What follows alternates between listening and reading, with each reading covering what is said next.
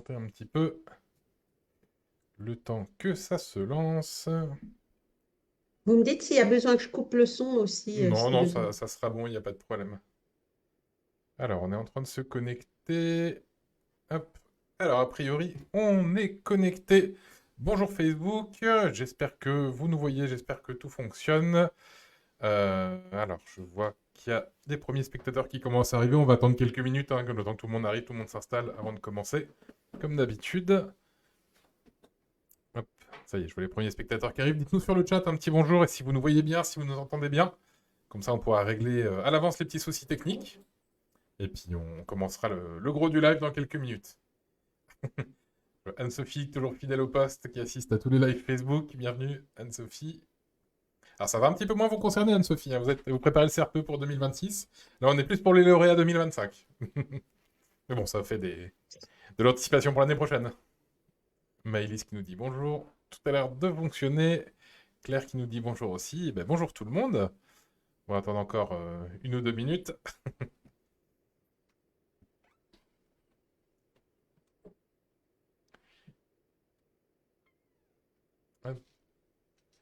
Super, bah écoutez, je vous propose qu'on commence quand même pas trop tard, parce qu'on a pas mal de choses à se dire. Donc, premièrement, on va faire les petites présentations. Donc, moi, vous me connaissez, hein, Jean-Paul, je suis responsable de formation chez FortProf, et je suis accompagné aujourd'hui d'une invitée de marque, Véronique, qui est professeure chez FortProf, qui est intervenante aussi à la Fabrique du Prof. On va en parler un petit peu tout à l'heure. Véronique, je vous laisse peut-être un peu vous présenter 2 minutes. Oh, eh bien, écoutez, moi j'ai exercé en tant qu'enseignante, directrice d'école et conseillère pédagogique, et puis enfin maintenant à la retraite et auprès de Fort Prof depuis plus d'une dizaine d'années maintenant. Voilà, et toujours motivée. Voilà, donc Véronique, qui est une de nos pros professeurs, qui a parcouru toute l'éducation nationale et qui profite de sa retraite et bah, pour aider les stagiaires qui vont passer le concours. Vous aurez l'occasion sûrement, s'il y a des stagiaires 2026, de la croiser pendant votre formation. S'il y a des stagiaires 2025, vous avez peut-être déjà croisé Véronique, vous l'avez peut-être eu en MSO. Et bah, sinon, vous la verrez aussi pour le stage de pré-rentrée. Donc voilà, justement, ça me fait ma petite transition. Aujourd'hui, le but de ce live, c'est de parler un petit peu de la prise en main de la classe et de la première rentrée. Donc, pour ceux d'entre vous qui ont eu le CRPE cette année, félicitations. Alors bien sûr, on a une petite pensée aussi pour ceux pour qui ça n'a pas marché cette année, hein. On vous envoie tous nos encouragements. N'hésitez pas à nous passer un petit coup de fil pour qu'on fasse le point. Mais en tout cas, voilà, pour ceux qui ont eu le CRPE, maintenant vous préparez la rentrée, votre première rentrée. Et ben, on souhaite vous aider à faire ça. Alors, premièrement, pour finir les petites présentations, on en a déjà un petit peu parlé pendant l'année, mais je voulais vous rappeler de l'existence de la Fabrique du Prof. La Fabrique du Prof, c'est une filiale de FortProf qui s'occupe justement de l'après-concours. Donc, on vous propose voilà, des séquences d'enseignement, des séances toutes faites, du coaching oral, de l'abonnement pour plusieurs séquences par mois, etc. Et surtout, ce qui va être très important cet été, c'est le stage de prise en main et de gestion de la classe, qui est un stage en visio d'une semaine entière, consacré uniquement à bah voilà, la prise en main de la classe, à la préparation de votre première rentrée. Donc aujourd'hui, on est ensemble pour une demi-heure, 3 quarts d'heure. Donc on va pas pouvoir résumer un stage d'une semaine, mais on a choisi quand même de vous présenter voilà, une petite dizaine de conseils tirés justement de ce stage de pré-rentrée bah, pour pouvoir tout simplement commencer à vous donner du pratico-pratique, hein, du concret, pour commencer à préparer votre mois de septembre. Alors j'en profite pour vous renvoyer sur le chat quand même le lien vers notre catalogue de la Fabrique du Prof. Comme ça, vous pourrez trouver un petit peu les détails de ce qu'on propose, voir un petit peu, voilà, le garder en mémoire et voir si vous avez besoin de certaines choses déjà cet été ou à la rentrée. Donc, gardez-le dans le coin. Et puisque je parle du stage aussi, 2 dernières petites informations pour notre stage de pré-rentrée. Donc, l'effort profien, les stagiaires qui étaient chez nous cette année, vous savez, on vous a proposé une réduction pour ce stage. Donc, n'hésitez pas à retrouver votre mail de félicitations, puisque ça vaut quand même le coup. Et enfin, alors mes collègues m'ont annoncé hier qu'on faisait un petit jeu concours aussi pour ce stage de pré-rentrée. Donc à partir de maintenant, les 5 prochains inscrits au stage de pré-rentrée de la classe avec la Fabrique du Prof, on leur enverra des petits goodies à la maison. Donc voilà, ça vaut le coup. N'hésitez pas à vous inscrire tout de suite si vous hésitiez un petit peu. Bon, maintenant j'ai fait le petit meublage en attendant que tout le monde arrive. Je vous propose de passer dans le vif du sujet. Maëlys me dit que le son est saccadé de son côté. Alors, est-ce que tout le monde m'entend bien. Moi, j'ai pas de coupure a priori de son. En tout cas, mon débit est bon. Donc, bon, je vais continuer jusqu'à ce que tout le chat me dise que ça fonctionne plus. Voilà, comme ça, on sera bon. Donc, comme je le disais, on va vous proposer une petite dizaine de conseils pratiques pour la rentrée. Voilà, basés sur notre stage de prise en main de la classe, basé sur l'expérience, bien sûr, de Véronique, notre invitée. Bien sûr, je vois sur le chat, est-ce qu'il reste de la place pour le stage de juillet? Oui, tout à fait, il reste de la place pour le stage de juillet, pour le stage de août. Le stage de juillet, c'est à partir du 21 juillet. Celui d'août, c'est à partir du 4 août. Il reste des places, allez sur le site de la fabrique ou envoyez-nous un petit mail, on vous guidera. Bref, on est parti maintenant pour les conseils. Donc, en septembre, vous allez être professeur des écoles, vous allez être devant votre première classe. J'imagine que pour certains, ça va arriver très très vite et qu'on n'y est pas forcément mentalement préparé. Donc voilà, quelques petits conseils pour se détendre un peu, pour pouvoir bien anticiper. Et voilà, je pense que Véronique pourra un petit peu développer chacun peut-être, voilà, suivant son expérience, ses ressentis à elle, et tous les stagiaires qu'elle a pu accompagner pendant toute son expérience chez Fort Prof et dans l'éducation nationale. Alors, je vais commencer par déjà la pré-rentrée, parce que voilà, c'est important d'avoir déjà certaines choses en tête et en main avant le premier jour et avant la rentrée. Donc, la première chose, alors là, on enfonce des portes ouvertes, mais bien sûr, ça va être important d'un petit peu repérer et connaître son établissement. Hein, repérer les lieux, repérer les toilettes, où se trouve le matériel important, la photocopieuse, etc. Véronique, j'imagine que c'est le premier conseil qu'on donne à tout le monde. Oui, tout à fait, hein. Les ressources et les lieux, là où on doit se tourner pour la bibliothèque, le gymnase, le matériel de sport, le matériel de musique, tout ce qui est ressources, hein. Donc, c'est important en effet de bien prendre connaissance des lieux. Et puis, je pense à la cour également, hein. Vous ne l'avez pas cité dans votre liste, mais faire un petit tour pour, bien sûr, vos collègues vous donneront des indications, mais quand même, vous approprier le terrain. C'est important donc de bien savoir où on met les pieds au sens propre, hein. Ouais, voilà. De toute façon, l'administration, la direction, etc. rentre toujours un petit peu avant les classes en tout cas. Donc il y a toujours moyen d'aller visiter l'établissement quelques jours avant, faire du repérage, demander des choses intéressantes à des gens, etc. Et puis les réunions de rentrée donnent l'occasion de poser toutes les questions qu'on a en tête. Donc n'hésitez pas, ne vous sentez pas timide, vous êtes légitime à poser toutes les questions, hein, le jour de la pré-rentrée. Ouais, ça c'est un point sur lequel on reviendra, je pense, plusieurs fois pendant ce live, sur la légitimité, effectivement, qu'on a toujours un peu de mal en première année de se dire qu'on est un professeur des écoles légitime, mais on a eu le concours comme tout le monde, donc on est légitime comme tout le monde, même si c'est sa première année. Alors là, j'anticipe un petit peu, je vais rester quand même sur la pré-rentrée. On sait bien sûr que c'est important de connaître son établissement. Maintenant, tout aussi important, c'est quand même de connaître un petit peu ses collègues. On ne va pas arriver dans sa classe sans connaître personne autour de soi, hein. C'est bien pendant la pré-rentrée, pendant les réunions, etc., d'aller se présenter à tout le personnel. Non seulement la direction, vos collègues, mais aussi les ATSEM, les AESH, etc., etc. Véronique, hein, j'imagine que c'est de l'incontournable, ça. Pareil, on enfonce des portes C'est ouvertes. incontournable et puis c'est un gage de bon fonctionnement. Je pense aux femmes de ménage également, les dames de la cantine. Oui, bien Le sûr. fait que vous soyez identifié comme un enseignant, mais également que vous identifiez un peu tous les différents publics qui fréquentent l'école. C'est important que tout le monde sache qui vous êtes et vous, que vous ayez des infos pour savoir quel est le rôle de chacun. Donc, bon, directeur et collègues, ça, vous allez les connaître très vite, mais tout le personnel autour, hein, je pense également au périscolaire, c'est bien de savoir qui fait quoi et qui est qui. Oui, tout à fait. J'imagine que ça va être utile de se préparer peut-être un répertoire de contacts dans l'établissement, aussi à l'extérieur. Alors, ça dépend de la taille, bien sûr, de l'école Oui, dans c'est sûr. laquelle on est nommé, hein. Il y a des toutes petites écoles où vous n'aurez pas besoin d'avoir un répertoire, mais vous avez en effet des établissements plus importants où ce sera peut-être nécessaire un petit répertoire, en effet.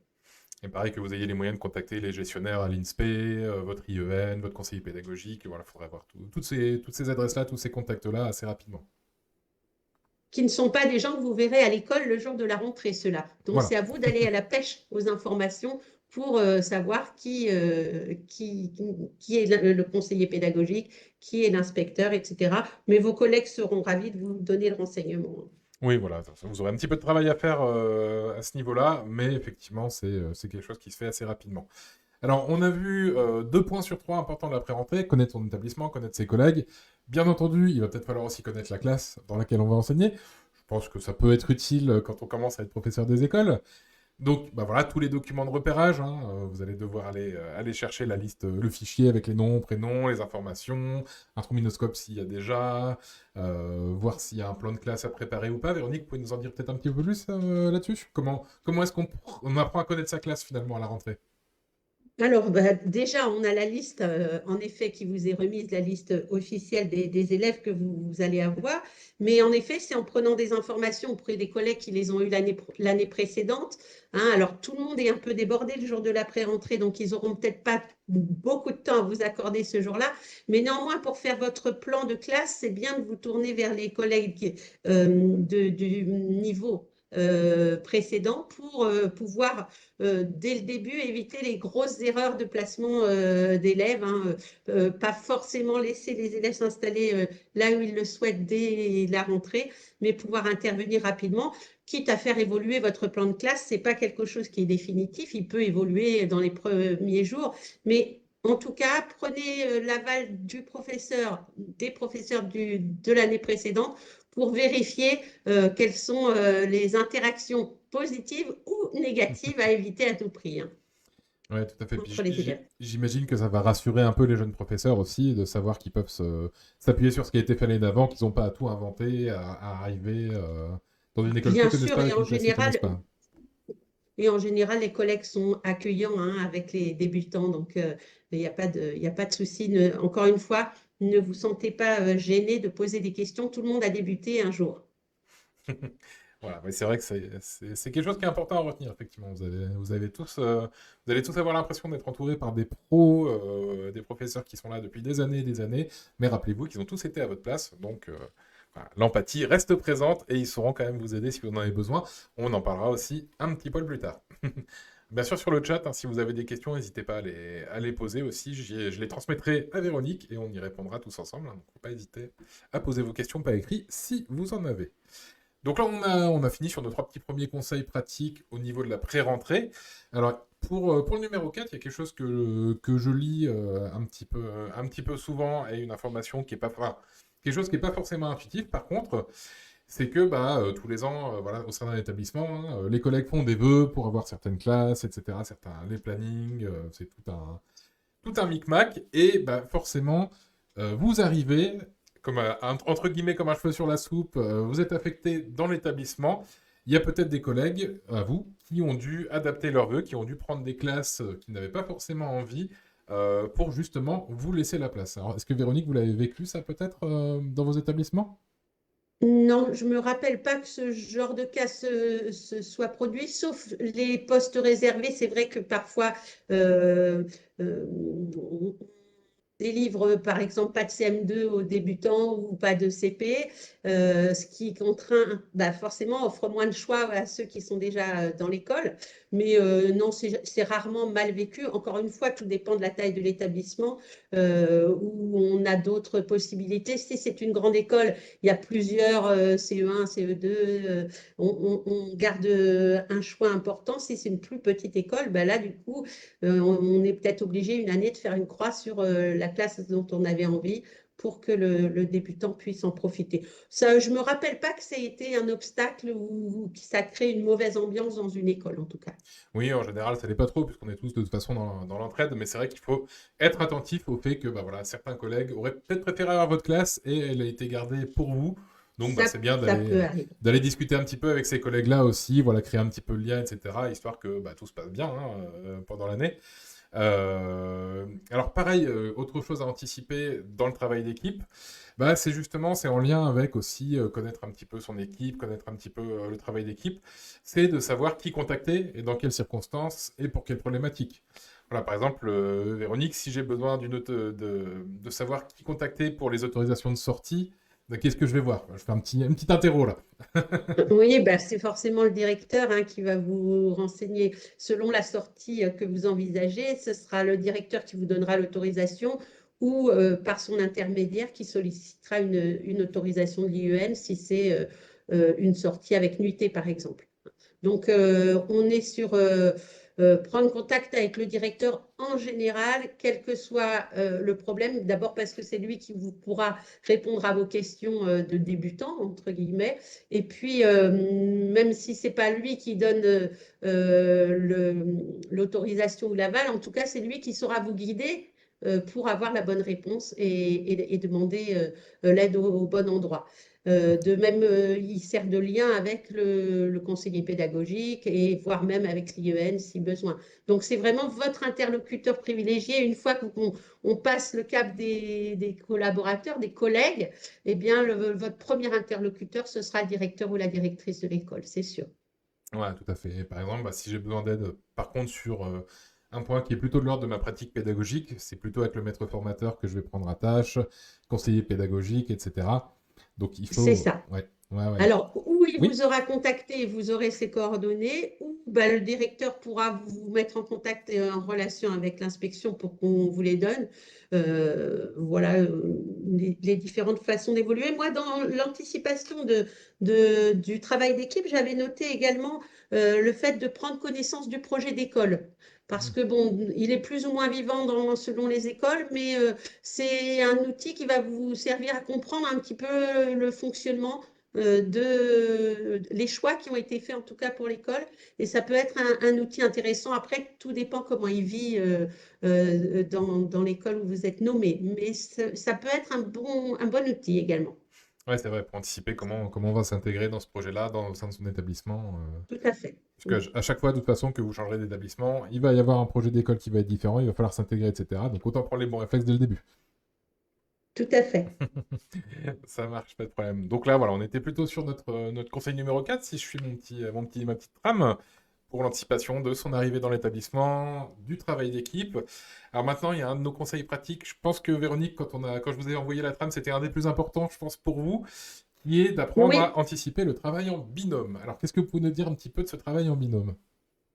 Eh bien, il est vraiment important hein, de collaborer dès le début de l'année avec son binôme pour se mettre d'accord sur les choses qui sont partagées, c'est-à-dire, par exemple, un règlement de classe, c'est quelque chose qui va être appliqué par les deux enseignants, donc c'est à construire ensemble. Je vais faire une toute petite Et digression. Je vous interromps juste une seconde, oui, Véronique, pour replacer dans le contexte, hein.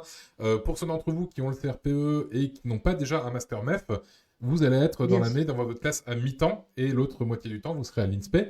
Donc, pendant que vous serez à l'INSPE, eh ben, vous aurez un autre professeur qui sera avec vous en binôme qui prendra en charge la classe. C'est pour ça que vous allez travailler en binôme toute l'année. Allez-y, je vous laisse continuer. Alors, parfois c'est un professeur qui n'est pas débutant, ça vous facilite la tâche, mais parfois, c'est un débutant comme vous. Et là, pour le coup, c'est là que ça me semble important d'insister sur la collaboration entre les deux, parce que lorsqu'on est deux débutants, il faut faire front ensemble. Alors, front, pas dans le sens pour s'opposer, mais pour montrer au contraire une harmonie. Hein, ce qui rassurera beaucoup les parents et même pour l'équipe, qui sera plus confortable pour l'équipe si vous travaillez en collaboration. Alors après, il ne s'agit pas de tout faire ensemble, hein, on se répartit certaines matières, on peut avoir des visions et des organisations différentes sur quelques points précis du fonctionnement de la classe, mais globalement, on va se mettre d'accord sur la manière de recevoir les parents, sur le fait de les recevoir éventuellement ensemble, sur les rituels hein, de la classe qui sont mis en place quand on est là ou quand on n'est pas là. Donc c'est vraiment très important cette collaboration. Et puis à signaler que quand ça fonctionne mal, il ne faut pas hésiter à se faire aider pour améliorer les choses parce que quand ça fonctionne mal, c'est dommageable pour tout le monde, pour vous, pour l'autre, pour le binôme et surtout pour les élèves, voire au-delà pour l'école. Donc vraiment, la bonne intelligence des relations à l'intérieur du binôme, c'est vraiment très, très important. Ouais, tout à fait. Vraiment, première chose à faire au début de l'année, apprenez vraiment à vous connaître entre binômes, que vous allez passer toute l'année ensemble de toute façon, quoi qu'il arrive. Donc voilà, il y en a certains d'entre vous bah, ont des impératifs enfants, familiaux, etc. Certains ont des parcours différents. Donc apprenez à vous connaître, vos parcours, vos contraintes, vos impératifs. Et voilà, vous allez être avec des binômes. Parfois, vous allez être avec un binôme, comme disait Véronique, qui est débutant aussi. Donc bah, on fait front en commun, vous allez apprendre l'un de l'autre aussi. Et c'est bien de bien vous connaître. Parfois, vous allez être avec quelqu'un qui est en décharge de direction, bah, c'est quelqu'un avec qui vous allez avoir beaucoup d'expérience, auprès de qui vous allez apprendre beaucoup de choses. Donc, effectivement, c'est bien aussi de bien connaître la personne. Surtout que si c'est quelqu'un de l'équipe de direction, bah, de toute façon, vous allez avoir beaucoup d'interactions avec, même en dehors de la classe. Donc, c'est toujours mieux si ça se passe bien aussi en classe. Et voilà, bah, Tout à toutes les fait. règles de fonctionnement communes, la gestion du matériel, etc. Qui a la garde du stylo. C'est toujours important d'avoir ce genre de points. Et on en parlait, ça me fait une petite transition justement vers la suite. On se disait avec Véronique que si bah, le travail en binôme se passe bien, ou disons que si le travail en binôme se passe mal, ça va rejaillir directement sur les élèves, mais ça va aussi rejaillir sur la relation aux familles. Donc ça, c'est notre sixième point, qui est aussi un point important de ce live, à anticiper pour les jeunes professeurs qui se sentent un petit peu stressés à l'idée d'arriver en classe, d'anticiper la relation en famille, la relation aux familles, pardon, des élèves. Donc, il y a des choses que vous allez pouvoir faire vous, puisque vous savez qu'en tant que professeur, vous avez une marge de manœuvre, hein, vous avez une certaine liberté pédagogique. Alors, quand je dis vous, je parle de vous plus votre binôme, hein, c'est toujours en interaction.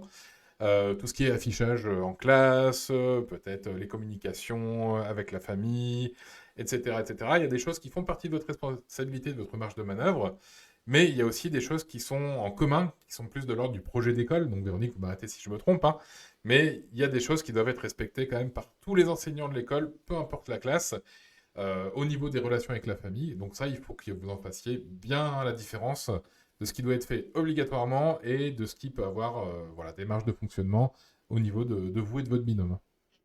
Ah, Pour illustrer votre propos, super, je j'allais vous pourrais. demander une illustration justement.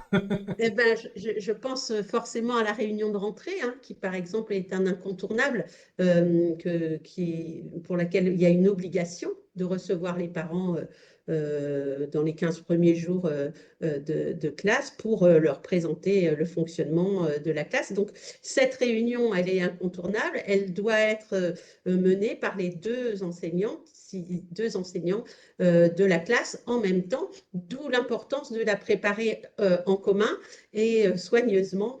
J'y repense parce que dans le stage, on a un temps qui est expressément prévu pour la préparation de ce moment très important qui est en général la première rencontre avec les familles des élèves.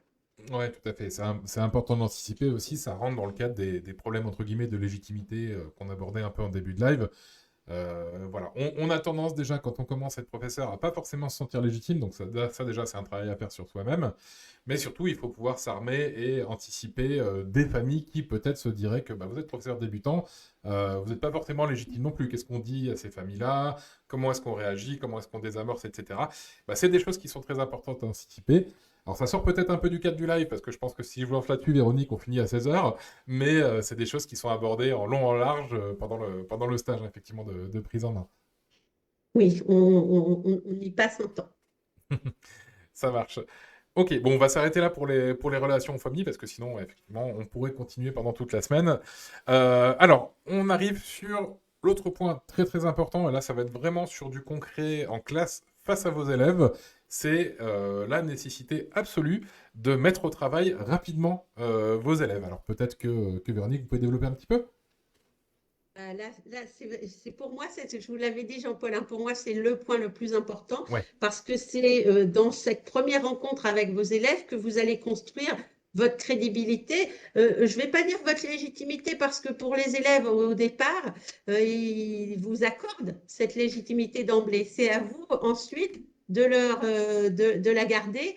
Et un des moyens de la garder, en effet, c'est de les mettre très rapidement au travail. Peut-être que vous imaginez vos premiers jours de classe comme celui où on remplit les pages d'ouverture des cahiers, où on fait un peu d'occupationnel pour résumer. Eh bien, ce n'est pas du tout le cas. Il faut au contraire montrer aux élèves que ce qui vous intéresse, c'est de savoir où ils en sont des apprentissages, que vous allez très vite leur proposer de nouvelles connaissances, de progresser avec vous, hein, et de leur permettre ainsi de connaître exactement, prendre en compte ce qu'ils viennent faire à l'école, hein, parce que parfois pour certains, c'est pas encore très clair. Or, ce qu'on vient faire à l'école, c'est apprendre et connaître des nouvelles choses. Ouais, apprendre et progresser, hein, c'est sur les deux mots-clés. C'est ça, et vraiment le fait de rentrer tout de suite dans les apprentissages dès le premier jour. Alors, je dis pas de faire des choses nouvelles ou une grande leçon de découverte, non, mais de réinvestir ce qu'on a déjà appris les années passées, de tout de suite entrer dans l'action et l'activité, c'est vraiment fondamental pour ces premiers jours. Ouais, ouais. Puis en plus, ça va vous aider aussi de mettre au travail rapidement vos élèves, puisque déjà, ça permet de poser les bases. Hein. Vous montrez directement à votre classe que bah, c'est vous qui êtes aux manettes, hein, c'est vous le professeur, donc voilà, c'est vous qui Tout à fait. dirigez. Vous, ça va vous consolider aussi dans votre rôle, parce que voilà, vous ne vous demandez pas quoi faire, vous avez votre plan, vous mettez au travail, et vous commencez vraiment à lancer la machine, donc ça vous consolide, vous, de la même manière. Et voilà, pensez à vos élèves qui vont rentrer le soir auprès des familles et qui vont dire qu'ils ont appris ceci, cela, qu'ils ont travaillé, qu'ils ont fait ceci, cela, etc. Ça va vous légitimer déjà dès le premier jour auprès des familles. Et ça, bah, c'est un problème auquel on pense quand on est jeune professeur et bah, qui se résout déjà très facilement par la mise au travail rapide. Alors j'en profite, il y a Maëlys qui a posé une question sur le chat là, il y a quelques minutes. Comme je suis un peu dans un point de transition, je vous la pose. Par rapport aux relations en famille, du coup, est-ce que Véronique, on doit dire aux parents pendant les réunions qu'on est professeur débutant? Alors ça, c'est la grande question qu'on se pose C'est bien pour ça que je vous dans la le pose. stage à chaque fois. C'est un peu, moi je réponds souvent que c'est un peu comme vous le sentez. Si vous vous sentez à l'aise, tellement motivé que vous pouvez en effet assumer le fait d'être débutant et de dire débutant mais enthousiaste et bien entouré, et etc., il n'y a pas de raison majeure de le cacher. Par contre, si vous vous sentez peut-être pas assez légitime au départ, peut-être ne pas le dire, sauf si on vous pose la question. Hein. Je ne vais pas vous dire de mentir aux gens, c'est pas nécessaire, mais ne pas commencer en tout cas votre présentation par bonjour, je suis débutant. Non, si vous vous sentez un petit peu gêné aux entournures par rapport à ce point-là, eh ben, vous n'êtes pas obligé de l'aborder d'emblée. Et puis, si on ne vous pose pas la question, il n'est pas forcément nécessaire de l'aborder. Ce qui compte, c'est qu'au moment de la réunion avec les parents, vous montriez votre professionnalité. C'est-à-dire que les gens n'aient pas besoin de se poser la question, justement, est-ce qu'il est débutant ou est-ce qu'il n'est pas débutant? Le fait que vous ayez du contenu à cette réunion, que vous ayez déjà mis vos élèves au travail, que vous ayez montré aux parents hein, que l'apprentissage est commencé, vous savez pourquoi vous êtes là et les élèves savent pourquoi ils sont là, eh bien peut-être que cette question, elle ne se posera même pas, en fait, tout bêtement. Après, encore une fois, c'est une appréciation plutôt personnelle que je recommande. Voilà. Ah, voilà, c'est vrai que ça va dépendre un petit peu de tout le monde, mais quoi qu'il arrive, j'imagine que si on vous met en doute, on peut aussi se rabattre sur la légitimité du concours. Hein. Vous avez passé le même concours que tout le monde, Absolument. vous avez été titulaire, enfin, vous avez été reçu au concours, vous avez été admis au concours comme tout le monde, vous avez été jugé par des jurys, des inspecteurs de l'éducation nationale comme aptes à avoir des enfants Tout à à partir du mois fait. de septembre. Donc vous êtes aussi bien à votre place que des professeurs qui ont 15 ans d'expérience. Tout à fait. Et en plus, c'est vraiment plus ce que vous ressentez qui va transparaître vis-à-vis des familles. Donc, c'est à vous de travailler sur votre légitimité avant même de les rencontrer. Donc, en préparant bien, en anticipant, etc. Et une fois que vous vous sentez légitime, vous verrez que la question du débutant, elle ne se pose pas forcément. Ça marche. Ben, Maëlys nous dit merci sur le chat, Véronique. Je vais Tant relayer mieux. aussi une question de Séverine là, qui nous vient sur le chat par rapport à la mise au travail rapide. Elle nous demandait comment est-ce qu'on peut faire ça en si peu de temps de mise en place, en si peu de temps après avoir appris à connaître ses élèves. Alors, vous m'arrêtez si je me trompe, Véronique, mais je pense que le principal, c'est peut-être de mettre en place des activités un peu plus faciles pour surtout réactualiser des connaissances. On va pas partir sur quelque chose de Voilà. nouveau, peut-être On réactualiser va des choses de partir fin sur des d'année choses dernière. voilà, on part sur des choses qui sont déjà connues et on en profite pour observer ses élèves parce qu'elle a raison, c'est Séverine qui a posé Oui, cette question. Elle a raison sur cette question, Séverine. C'est que nous, on a besoin de ces quelques jours de début de classe pour vraiment observer et voir comment les élèves s'astreignent, réussissent à se concentrer, etc.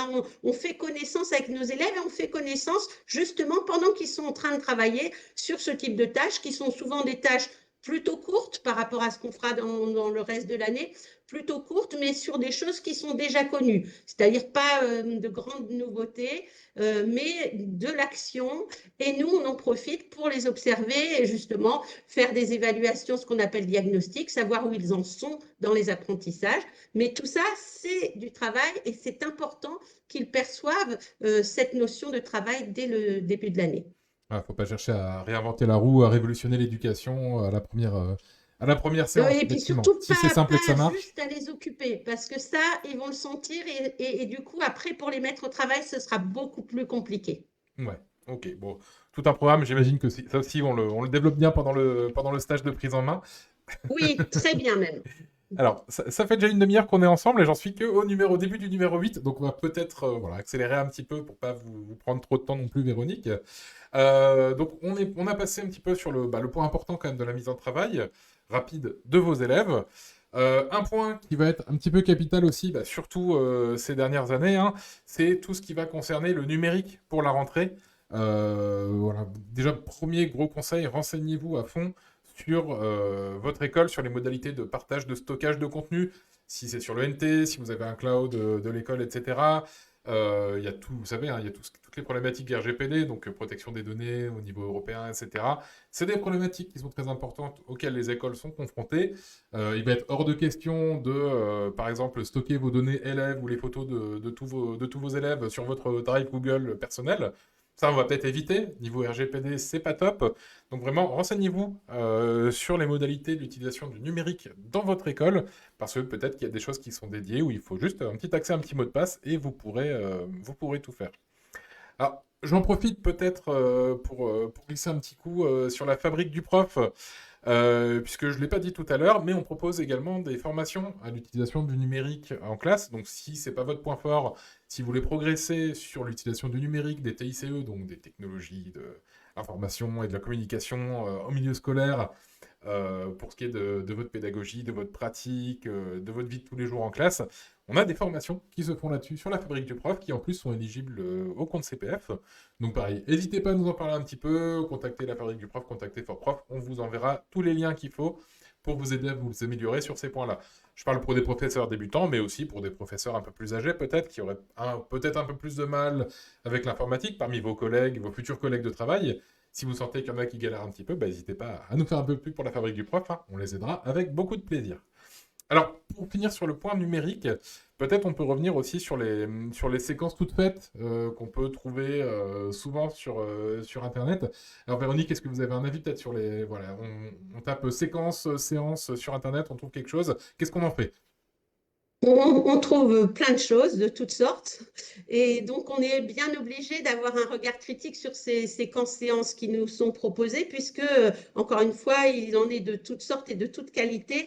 Je l'avais expérimenté un petit peu avant de quitter l'éducation nationale et c'est vrai que, il est vraiment indispensable d'adapter le matériel que vous allez trouver en ligne à votre classe, à vos élèves. Donc, de toute façon, il y a un travail à refaire, j'allais dire, sur les séquences et les séances toutes prêtes que vous trouverez. Après, c'est vrai que Fort Prof propose également des séances et des séquences toutes prêtes. Je me rappelle que c'était par là que j'avais commencé chez Fort Prof en construisant des séquences. De la même manière, ce sont... Alors, au niveau de la qualité, il n'y a pas de doute. Vous êtes sûr de ne pas tomber sur des choses qui ne sont pas de qualité, mais par contre, vous aurez un travail à faire pour adapter ces séances et séquences à vos élèves, puisque, encore une fois, une classe ne ressemble pas à une autre et on peut aller ou plus loin ou moins loin ou à proposer une différenciation pour certains élèves également avec... C'est l'avantage et l'inconvénient de ces outils tout prêts. Néanmoins, moi, je vous recommande d'en user parce qu'en début de carrière, vous ne pouvez pas inventer et créer toutes les séquences et séances que vous allez devoir mettre en place. C'est impossible. Vous allez bien sûr en faire, mais vous aurez besoin aussi d'avoir recours à ces outils tout prêts. Donc, les séances et séquences en ligne, de préférence chez FortProf pour être sûr de leur qualité, mais pas seulement. Et puis les manuels également, hein. On a tendance à les oublier, mais les manuels, quand on débute, c'est un très bon support également pour préparer sa classe. Ça marche, hein, je refile ma casquette de représentant de la fabrique du prof pendant quelques secondes. Bah, effectivement, nous, on propose des séquences, hein, à la carte. Voilà, elles sont à 5 euros la séquence, donc ça peut vous faire une petite aide. Donc il y a de l'adaptation à faire, effectivement, c'est du clé en main, mais c'est pas non plus à faire du copier-coller en classe. Comme disait Véronique, il y aura de l'adaptation à faire, mais ça vous permet de vous faciliter un petit peu le travail, de vous faciliter un petit peu les préparations. On a des centaines de séquences, hein, sur le site de la fabrique, sur tous les domaines, tous les thèmes et tous les niveaux de classe, donc n'hésitez pas à aller voir. On en propose aussi par abonnement, donc si vous voulez prendre un abonnement à l'année, comme ça vous permet de télécharger, je ne sais plus combien de séquences par mois, mais c'est largement assez pour vos besoins pour la première année, voire la deuxième. Donc comme ça, voilà, ça vous permet de voir un petit peu. Donc pareil, je vous ai envoyé le lien tout à l'heure vers la fabrique du prof vers notre catalogue. Je vais le recopier-coller sur le chat. Comme ça, si vous en avez besoin, eh bien, gardez-le dans un coin. Donc voilà, on a fait à peu près le point sur le numérique, sur les séquences. Maintenant, on va aller sur des conseils qui sont tout aussi pratiques, mais peut-être un peu plus détente. Point que je trouve personnellement important aussi quand on fait sa première entrée, quand on débute sur un nouveau métier. N'oubliez pas de respirer. Par là, qu'est-ce que je veux dire? C'est qu'on ne va pas vous demander d'être des professeurs des écoles parfaits dès le premier jour, ni même dès le deuxième. Il faut prendre un peu de recul, hein. Vous savez pourquoi vous êtes là. Vous savez que vous allez faire des erreurs de débutants. En tout cas, il faut accepter que vous allez faire des erreurs de débutants. C'est tout à fait normal. Et vous aurez largement le temps de les corriger, hein, et de faire en sorte que la suite se passe bien. Véronique, je pense que vous avez accueilli des débutants pendant votre carrière. Oui, oui, oui, de nombreuses fois, mais le fait de respirer, je trouve que c'est un excellent conseil que j'aurais pu m'appliquer parce que je crois qu'il n'y a pas une seule rentrée que j'ai faite où j'avais bien dormi la veille. Je crois que c'est vraiment ma nuit sans dormir la veille de la rentrée. Donc, qu'on soit débutant ou pas, c'est un moment très, très intense, hein, cette première rencontre avec vos élèves. Mais en effet, autorisez-vous à être des débutants, pour autant légitimes, mais des débutants. Et du coup, le 10e conseil vient là compléter, hein, cette idée. Vous respirez, vous vous donnez la possibilité, la perspective de progresser vous aussi, comme vos élèves, et puis vous allez aller demander conseil autour de vous. Voilà. Donc, Numéro tout 10, d'abord faites-vous aider. tout à fait, des conseils de vos collègues, peut-être des gens que vous avez rencontrés pendant la préparation, hein. Les échanges entre pairs, c'est vraiment très riche aussi et ça aide parfois à passer des caps. Et puis, vous avez également des interlocuteurs, hein, aussi bien du côté de l'INSPE que du côté de la circonscription, des conseillers qui peuvent répondre à vos questions. Ils ne sont pas là que pour vous évaluer, et c'est pas montrer un signe de faiblesse que de demander un conseil ou un coup de main sur une problématique précise, hein. Du moment que vous vous montrez professionnel, on retiendra surtout cette attitude professionnelle et pas le fait que vous savez pas tout dès le début de l'année. Ça, c'est pas attendu. Voilà, tout à fait. Alors, je ne suis pas maître formateur au conseil pédagogique, mais effectivement, j'imagine que si je l'étais, que je vois un jeune professeur, bah, qui galère un petit peu, mais qui vient chercher de l'aide, qui me demande honnêtement comment progresser, qui me fait part de ses problématiques et qui applique ce que je lui dis, bah, c'est quand même une meilleure recrue pour l'éducation nationale qu'un professeur qui ne me parle pas de l'année. J'imagine bien.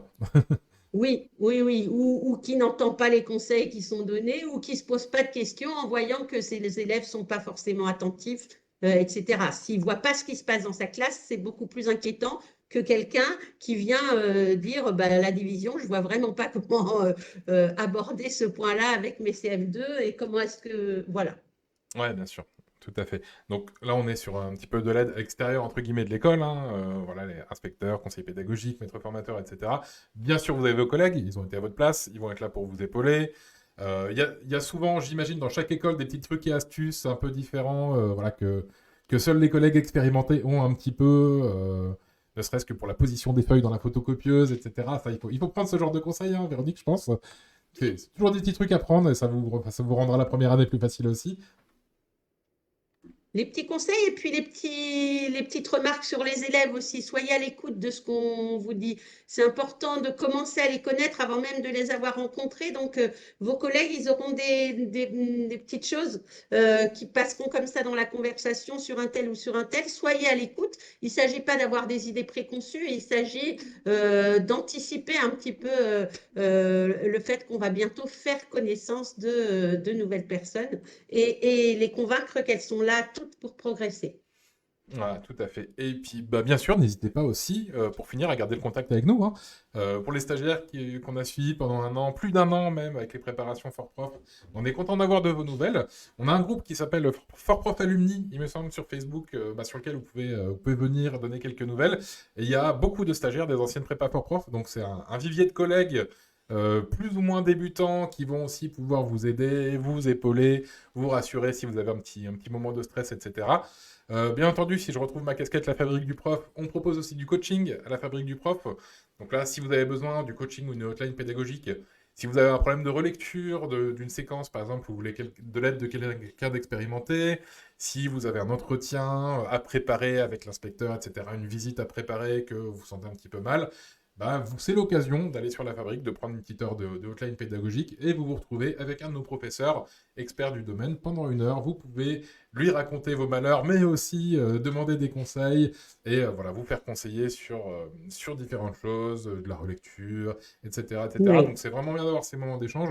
Voilà, je me souviens d'une jeune professeure des écoles qui suit du coaching pédagogique avec un de nos professeurs depuis maintenant 3 4 ans, hein, puis elle est dans un établissement, dans une zone un petit peu plus difficile.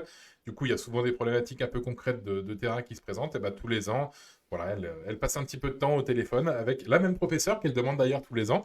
Donc, il y a une petite relation aussi qui se noue voilà, en plus avec des professeurs qui vont pouvoir vous coacher pendant plusieurs années de votre carrière, hein, tout simplement. Alors, je redonne le nom du groupe Facebook pour Maëlys, c'est Fort Prof Alumni, Alumni. On vous le renverra, hein, ça de toute façon, quoi qu'il arrive. Bah voilà, je pense Le qu'on arrive. coaching, Ouais, j'en ai Véronique, juste un petit mot sur bien le sûr. coaching parce que j'en ai fait pendant plusieurs années également et c'est quelque chose que j'ai trouvé à chaque fois très enrichissant. Alors, je l'espère pour les stagiaires que j'accompagnais, mais également pour moi, pour avoir un regard sur le fonctionnement de l'école d'aujourd'hui et c'était vraiment très passionnant.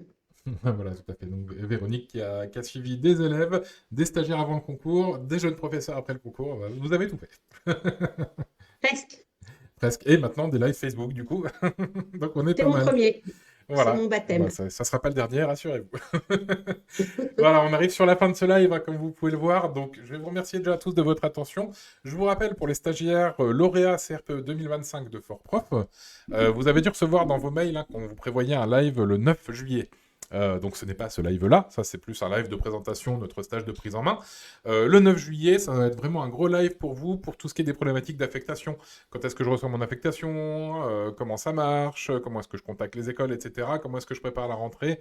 Plus au niveau voilà, administratif, qu'est-ce que je dois amener aussi comme matériel, comment prévoir les cahiers journal, etc. Donc ça va être un autre live pour vous préparer un petit peu. Et bien sûr, je vais finir sur notre stage de prise en main de gestion de la classe hein, qu'on propose avec la Fabrique du Prof du 21 au 25 juillet ou du 4 au 9 août. C'est du direct, c'est de la visio. Vous serez avec un de nos professeurs, dont Véronique. Alors Véronique, je ne sais plus si vous faites celui de juillet ou d'août, mais en tout cas, Celui de moi. celui d'août, voilà. Euh, donc voilà, vous serez avec un professeur pendant toute la journée, pendant 5 jours. Vous aborderez tous ces thèmes-là très en détail, tout ce qu'on vient de voir pendant ce live, mais également pas mal d'autres thèmes. Donc voilà, il reste quelques places. N'hésitez pas à y aller. Je vous rappelle, pour les lauréats fort profiens, vous avez un code de réduction normalement dans votre mail de félicitations. Si vous l'avez perdu, bah, envoyez un petit mail à vos responsables de formation. On vous le redonnera avec plaisir. Et pour répondre à Gaël, le groupe, c'est bien Fort Prof Alumni, Alumni. Claire Paillet sur le chat à la bonne orthographe. Voilà, bah, je vais vous remercier beaucoup, Véronique, de votre participation, de votre expérience. Je vois tout le monde qui dit des merci aussi sur le chat. Séverine qui nous dit merci, c'était très instructif. Anne-Sophie qui nous dit merci. Claire, Maëlys qui nous dit merci, etc. On va vous remercier aussi les spectateurs pour votre attention, pour vos questions. Et on espère qu'il ne fait pas trop chaud chez vous. Hein. Hydratez-vous, allumez la clim. Ça commence à taper un petit peu. On se retrouve le 9 juillet pour les lauréats.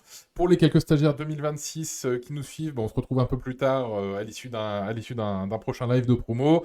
Révisez bien vos maths et votre français en attendant. Et pour tous les autres spectateurs qui n'auraient pas encore rejoint FortProf ou la Fabrique du Prof, n'hésitez pas à vous renseigner. Vous allez sur le site fortprof.fr, vous faites une petite demande de rendez-vous et on vous donne toutes les informations dont vous avez besoin. On se quitte là-dessus. Je vous dis merci beaucoup Facebook. À la prochaine. On se retrouve pour un prochain live sur une prochaine thématique. Merci beaucoup et puis bon début d'été. Merci bien. Au Au revoir. revoir.